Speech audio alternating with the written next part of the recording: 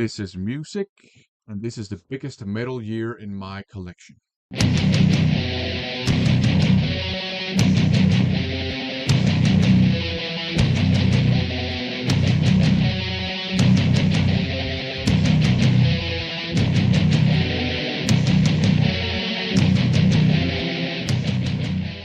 Thomas from the Mercyful Metal channel has done it again. That's right, Mr. Tabasco, Mr. T, has challenged the entire vinyl community once more.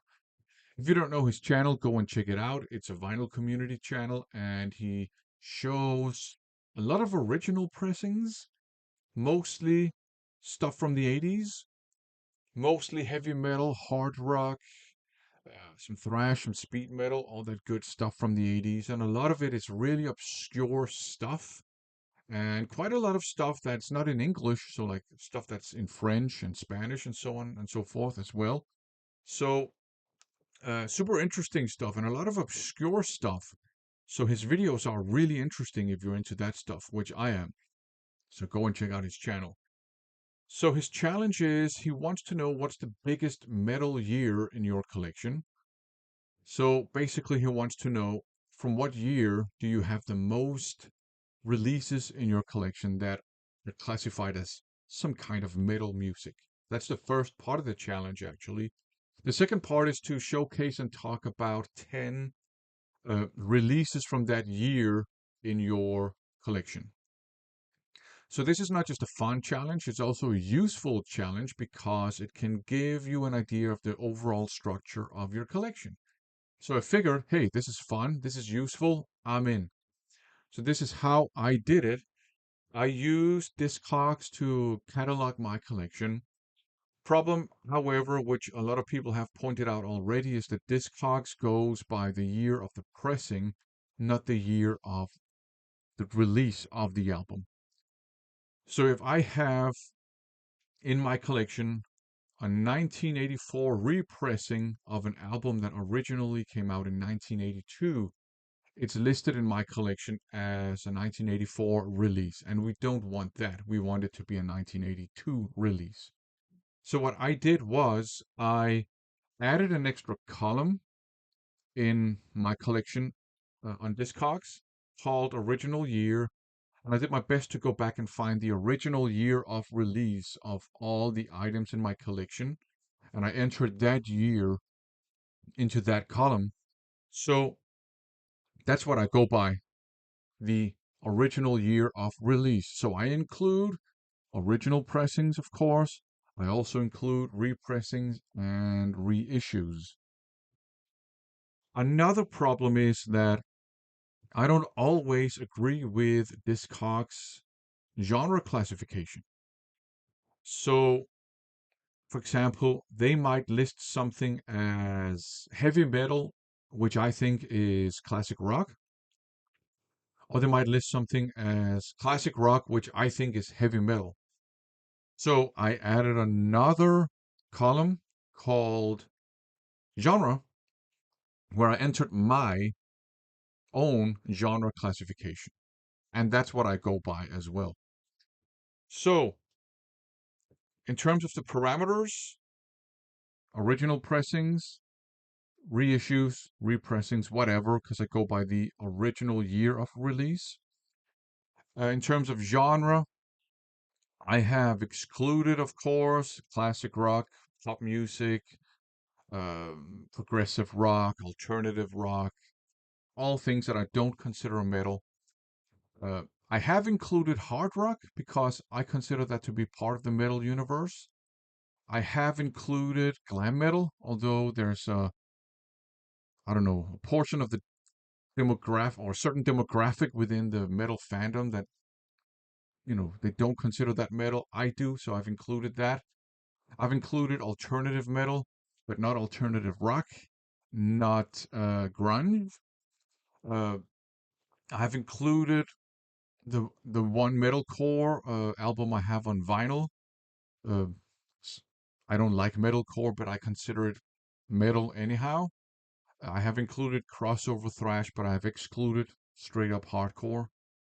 So yeah, you got hard rock in there, you got glam metal in there. You have alternative metal, you have funk metal, so on and so forth, along with the, I guess, more central genres of metal, just to have that parameter set up. I include only the vinyl part of my collection. I include all types of releases, though, on vinyl: albums, mini albums, EPs, singles, compilations, best offs, um, 7-inch, 12-inch, 10-inch flexi discs. I include all of that stuff because it is part of my collection, of my vinyl collection. So, yeah, I think that takes care of the sort of parameters I set up. So, what I did was, because unfortunately you can't sort by your own columns that you add, um, you can't sort by that. So I exported the whole thing as a spreadsheet, and that also was really useful because that made it very easy for me to filter out non-metal releases and things like that. So and it made it easy for me to do the statistics and so on and so forth. So just before looking at the biggest metal year in my collection, if there's anybody from Discogs who's watching, please make it possible for us to sort our own notes columns that we add. Please list both the year of the pressing and the original year of release in the My Collection section. If you could do that, I think a lot of Discogs users would be very happy. Anyways, so what is the biggest metal year in my collection? Well, let's have a look at the top 10 of metal years in my collection. So, in the 10th place, we have 1982 with 67 items. In the 9th place, we have 1991 with 81 items. In the 8th place, we have 1983 with 103 items. In the 7th place, we have 1990 with 125 items. In the 6th place, we have 1986 with 136 items. In the 5th place, we have 1989 with 143 items. In the 4th place, 1987 with 153 items. And in the 3rd place, 1984 with 154 items. And in the 2nd place, 1988 with 160 items. And the winner is 1985 with 167 items. Again, keep in mind, I include reissues, repressings, singles, EPs, mini albums, full albums, compilations, best ofs, all types of vinyl format, including flexi discs, 7-inch, 12-inch, 10-inch. Um, I include hard rock, glam metal, alternative rock, not alternative rock, that's out, but alternative metal and funk metal, and the more, I guess, classic genres of metal as well. So, 1985. Did I expect that to be the biggest metal year? I definitely expected to find the biggest metal year somewhere in the mid to late 80s, maybe early 90s, because on vinyl, I collect mainly hard rock, traditional metal, speed metal, and thrash metal, doom metal as well, from the 80s and early 90s. So obviously, I expected some year, within that span of time to be the biggest year. 85, not specifically. Am I surprised? Not really. There's a lot of really good stuff, obviously, when it comes to metal music in the late 80s. To me, I would say the late 80s and the early 90s. That's the golden era of metal music for me, because that's where you still have traditional heavy metal, you have glam metal, you have a lot of hard rock still, you have power metal, you have thrash metal, speed metal, death metal was beginning to rear its very ugly head. I love death metal. Uh, and black metal was also sort of stirring in the underground. And of course, in the early 90s, you also had all the alternative metal and all that stuff. So there's a lot of super interesting stuff going on in the late 80s and early 90s to me. So yeah, not a big surprise. So I picked out 10 releases originally released in 1985. I hope I may have made a mistake in, going back and finding the original year of release. It may have happened. Who knows? But I picked out 10 albums.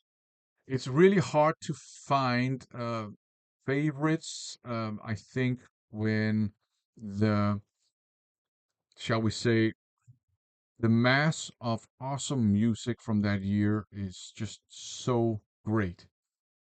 So I could basically pick anything from that year from my collection, and it would be favorite in one way or another. So just keep that in mind. I actually have not included my favorite release from 1985. That's Live After Death. I have not included that, I have to say. But here's one I picked out. Abattoir, Vicious Attack. Excellent thrash metal meets speed metal. Very disturbing cover artwork, but it captures, the edginess of a lot of thrash metal at the time. Well, I guess now this seems pretty tame considering what the black metal bands would do like 5 years later, more or less. But this is great thrash meets speed metal. Definitely worth checking out if you like thrash metal. Um, there were so many thrash metal bands in the mid to late 80s and of course 90s, early 90s as well, that were really good but didn't get the fame they deserved. Mm. Abattoir, in my opinion, that's one of them. Another one is Agent Steel, Skeptic's Apocalypse, more of a speed metal album. Very super fast songs, but very melodic too, with insane vocals like Jeff Tate on Helium, basically. But this is awesome stuff, and this is kind of I would say it's become kind of a classic in the speed thrash metal fandom. It's not like legendary like anything by the Big Four or anything like that, but it's an album that a lot of people really like who like speed and thrash metal, and it's definitely worth checking out. Then there is Battle at Helm's Deep by Attacker. Really cheesy cover artwork, but this is just awesome, straight up heavy metal, I would say, with fantasy undertones and so on and so forth. And this captures state of mid 80s traditional heavy metal quite well, that they were just deep into all this Dungeons and Dragons style fantasy, and just great escapism from the economical challenges of the 80s. And of course, there was still the Cold War going on and the constant threat of nuclear war and all that stuff. So, yeah, you could escape into the world of Tolkien and Dungeons and Dragons and all that stuff. So, excellent. The next one is a bit of a rarity. It has been reissued though. Crystal Knights, another very cheesy looking album. Uh, Danish heavy metal band, quite melodic. This is uh, quite rich in keyboards as well, but it is traditional heavy metal, and it's melodic and it's catchy. It's cheesy, but it's good cheese. Really good stuff. Originals are hard to come by. I was lucky to find this one in the wild, and I saw it and I thought maybe I should pick it up. So I came back to the same record store. I think the next week it was still there. I grabbed it. Really good stuff. It has been reissued, but I think the reissues are hard to come by too. It is out on CD as well now. That one might be easier to find. But yeah, Crystal Knights, excellent cheesy 80s heavy metal from Denmark. Now, like I said, I included hard rock too. So this one here, Fiona, her is it her debut album? I don't even know. It's from 1985. It's really good stuff. It's catchy. It's melodic. She's quite good singer. It's sing along friendly. It's stuff you can have on in the background and have a good time. I think this is a very decent hard rock album. I like listening to it for sure. So there you go. What else do we have? Classic power metal, classic speed metal. Even I would say Walls of Jericho by Halloween with Kai Hansen singing. He sang on this one before Michael Kiske joined the band. Compared to later Halloween, this is quite heavy. It's quite fast. The guitar tone is actually quite heavy too. That's why I call this speed metal. It's a power metal classic, but to me, it's speed metal. Excellent stuff. Definitely worth checking out if you are into power metal. You know, some mid '80s European power metal back in the day. That was good stuff. The next one, I don't know, this might be a little bit obscure, I'm not sure. Cut It Up by Fastlane. Um, kind of what I have read about this, people tend to consider this hard rock, but to me, it definitely has hard rock elements. But to me, it's traditional heavy metal, and there are actually some quite heavy parts to this every now and then. It's really good. It's worth, checking out if you come across a copy of this in the wild and you like 80s heavy metal and it's not too expensive. It's definitely worth picking up, or at least it's worth just giving it a spin. If you're in a record store that allows you to listen to the records, or if you just want to check it out on YouTube, or I don't know if it's on Spotify or whatever. But yeah, this is good 80s heavy metal. I really like this.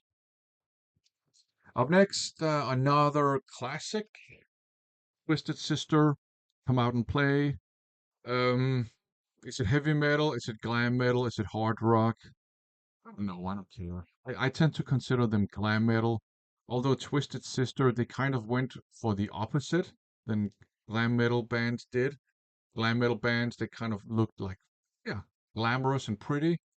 And Twisted Sister, they went for a more ugly version of that. Um, this is a great album in any case. It's classic by a legendary band that I think most people in the metal fandom at least respect. Uh, I mean, they have their classics. They have their big hits. I Want to Rock. We're Not Gonna Take It. You Can't Stop Rock and Roll as well. But a lot of their deep cuts are actually really good too. So if you only know the big hits and you kind of like them, go and check out some of the deep cuts because there's some really, really good stuff in there. This is a great album. If it's heavy metal, if it's hard rock, if it's glam metal, who cares? Up next, we have this one here, Cyclone by Vow Wow. Uh, this is a former rental copy, as you can see. A Japanese hard rock heavy metal band, originally called Bow Wow, but then they changed to Vow Wow. This is the first album I ever heard by them, and it's only like what I heard it a couple of years ago. I was in one of my favorite record stores here in Copenhagen, Mephisto, and I was looking through their cassette tape section, and I saw they had a cassette tape with a band called Wow Wow, and it's this very simple cover artwork, but there's just something compelling about it. So I figured, you know what, I'll buy it. So I bought it. I went home, listened to it, and I was just blown away by how awesome it was. Awesome vocals, almost kind of soulful vocals in a way. Musically, it's somewhere in between heavy metal and hard rock, more heavy metal in my opinion, but with a considerable influence from Deep Purple and Rainbow. So you have like, the keyboards and stuff. And man, what a great album this is. This don't let the simplicity, maybe the boring cover artwork fool you. Obviously, I didn't find it boring. I was drawn to it probably because it looks so 80s. Um, but man, this is a great album. Fantastic vocals, excellent guitar work, just everything about it I think is awesome because it is traditional heavy metal. It has a dose of hard rock, it has a dose of AOR even, and it all just works beautifully. Fantastic album. And the last one is this one here, Amnesty by Zoetrope. I think when people think Zoetrope, they think A Life of Crime with the gimmicky cover and all that stuff. This one is just as good as A Life of Crime. We're talking speed metal, maybe speed thrash metal. Excellent stuff. Maybe, mm, maybe nothing out of the ordinary, but in my opinion, when it comes to speed and thrash metal, the ordinary is already awesome. So this is excellent. It's aggressive. It's fast. It's riffy, but it has its catchy moments too. I think this one is just as good as A Life of Crime. So there you go. 10 albums from the biggest metal year in my collection, 1985. This is a super fun challenge. So, if you want to sort of get some kind of insight into the overall structure of your own collection, join in. It's fun. I think I will perhaps do a follow-up video later when I have uh, categorized my entire collection, like CDs and cassettes and everything as well, according to my own genre, classification, and original year. Maybe I'll do a follow up and maybe do some, that'll be kind of fun, some statistics on my own collection. I don't know. We'll see. For now, thanks for watching.